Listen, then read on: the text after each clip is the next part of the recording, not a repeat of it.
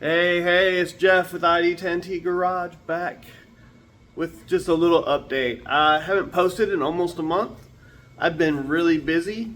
I've actually been working on my house a lot, so I haven't done anything with the cars. I've been driving one around on the 71 satellite, but I've also been a lot of 3D designing. So let me show you what we've been up to.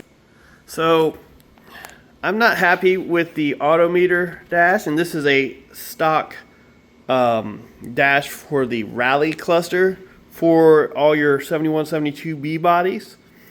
And so I had a buddy has a scanner. We scanned this, and I'm working on turning it into this. So this is my second prototype of it. I'm still working some kinks out, but for the most part, it's almost done. I've got to work on the mounting of this heater. I've got to work on my mounting holes a little bit and do some cleanup. There's some, thin layers right here and stuff like that, and some stuff on the back I got to work on. But for the most part, that's what's going on there. I've been working on some other stuff. I've got another 3D printer. I'm printing a bunch of parts. But like I said, I've been working on my house.